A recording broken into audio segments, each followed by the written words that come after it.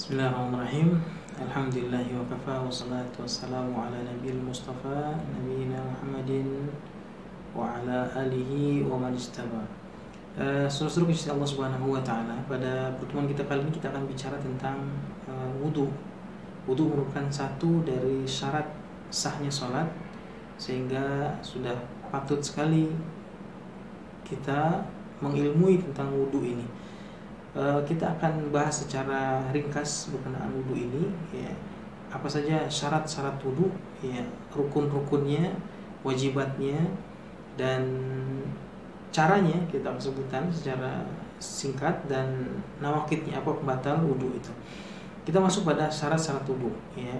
Ada 10 syarat yang harus diketahui ketika ingin wudu kita sah. Yang pertama adalah Islam, kemudian yang kedua akal, ya, berakal. Artinya orang gila dan orang gila tidak sah wudunya. Kemudian tamyiz, yang ketiga. Tamyiz artinya belum sampai baligh, ya, tapi sudah bisa membedakan, sudah paham, ya. Ulama menyebutnya umur tamyiz sekitar umur 7 tahun, ya. Kemudian yang keempat niat. Kemudian yang keenam istihabu niyah, ya, ila nihayatil wudu. Jadi niatnya harus terus ada sampai wudunya selesai, tidak boleh diputus di tengah. Kemudian yang keenam, ya, adalah inqita'u ma yujibuhu qabla ibtidai. Maksudnya adalah harus menyelesaikan apa-apa yang membatalkan wudu sebelum dia memulai wudu. Ya, misalkan buang air membatalkan wudu. Jadi tidak bisa kemudian dia berwudu sambil buang air misalkan. Ya, ini syarat yang keenam. Syarat yang ketujuh adalah istinja dan istijmar. Istinja dan istijmar. Artinya apa? Dia sudah cebok ketika akan berwudu, ya, dari buang airnya. Ya. Kemudian istinja menggunakan air, ya, ceboknya. Kalau istijmar artinya ceboknya menggunakan selain air, ya. Kemudian yang kedelapan adalah tuhuriyatul ma wa ibahatuhu. Jadi airnya harus yang suci, ya, tidak bernajis. Kalau ibahah artinya airnya harus air yang tidak haram. Bagaimana air yang tidak haram itu? Air hasil curian atau air hasil merampas dari orang lain, ya, ini tidak sah digunakan untuk berwudu. Kemudian yang berikutnya, yang ke-9, ya, adalah izalatu ma yumna usulul ma ilal bisyarah, ya. Menghilangkan apa-apa yang mencegah sampainya air ke kulit, ya, seperti cat, minyak, begitu, ya, dan sepertinya, ya. Adapun tato, ya, maka tato karena dia berada di bawah kulit, ya, maka sah orang yang berwudu, ya, meskipun ada tatonya. Kemudian yang terakhir adalah dukul waktu, ya. Masuk waktu artinya ini khusus untuk orang punya penyakit, ya. Ada penyakit yang namanya salasil baul. Salasil baul itu artinya dia keluar air seninya, air kencingnya itu tanpa dia sadari. Itu penyakit. Dia sah sholatnya ketika dia berwudu setelah masuk waktu sholat.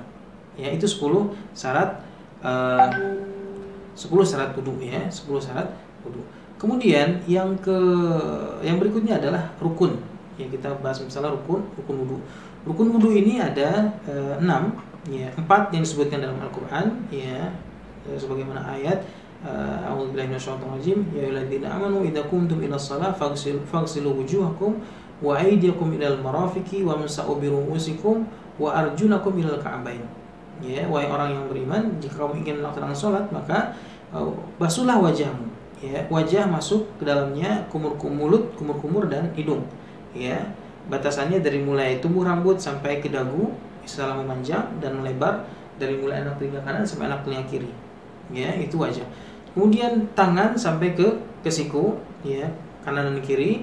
Kemudian mengusap kepala, ya, mengusap kepala. Ingat, mengusap kepala, ya, diusap kepalanya dari mulai tumbuh rambut di sini sampai di kufahnya, tumbuh rambut yang belakang, ya, itu yang diusap. Kemudian yang keempat adalah membasuh kaki sampai mata kaki, ya, itu merupakan rukun, ya, merupakan rukun.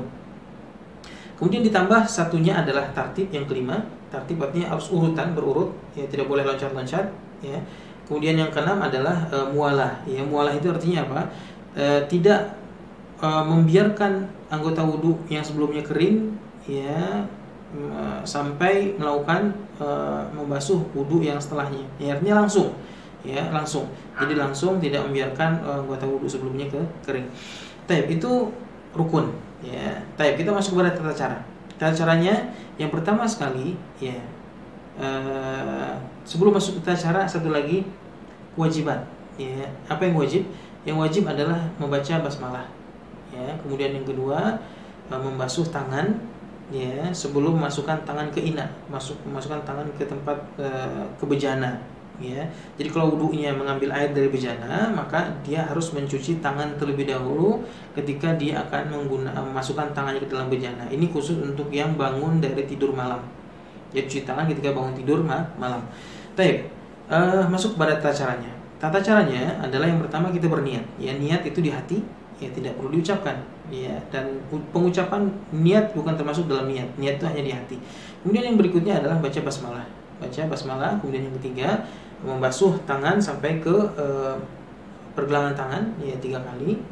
Kemudian setelah itu membasuh, setelah itu mulai madmadah, kumur-kumur, ya, kumur-kumur, kemudian masukkan air dalam hidung, istinsak. Ya, boleh sekaligus, ya, atau boleh dengan 2 kali air, ya, 1 kumur-kumur, 1 air, ya. Ini dilakukan 3 kali.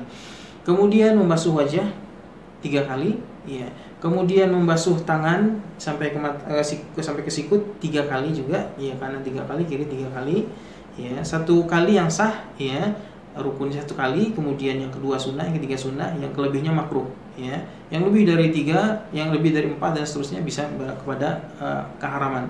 Kemudian setelah itu, ya, mengusap kepala, ya, mengusap ke kepala, ya, kepala diusap, ya, dari mulai diletakkan tangannya di sini, di di tempat tumbuh rambut, kemudian ditarik ke belakang, kemudian tarik lagi ke depan, kemudian telunjuk dimasukkan ke telinga dan jempol ditaruh di belakang telinga, ya, kemudian diputar, ya, begitu. Ya, kemudian setelah itu masuk ke yang berikutnya adalah membasuh kaki sampai ke mata kaki, ya. Untuk jari di sela-sela, disunahkan di sela-sela, ya, begitu. Baik. Itu berkenaan dengan tata caranya. Kemudian kita mau tahu apa pembatal wudu. Ya, pembatal wudu, ya, setidaknya ada 8 pembatal wudu yang perlu kita ketahui. Yang pertama adalah khariju min sabilain, keluarnya sesuatu dari 2 jalan, kubul dan dubur. Ya, artinya apa? Tempat buang air kecil dan buang air besar. Ketika ada keluar sesuatu, maka dia batal. Kemudian yang kedua adalah apa? Keluarnya sesuatu dari badan, ya, bukan 2 jalan tapi dari badan, yang itu merupakan najis, ya, darah misalkan atau nanah yang jumlahnya banyak. Kalau jumlahnya sedikit, dimaafkan, nggak apa-apa. Ya, kemudian yang ketiga adalah zawalul akal, hilang akal, ya. Jadi misalkan pingsan, maka batal wudunya, ya.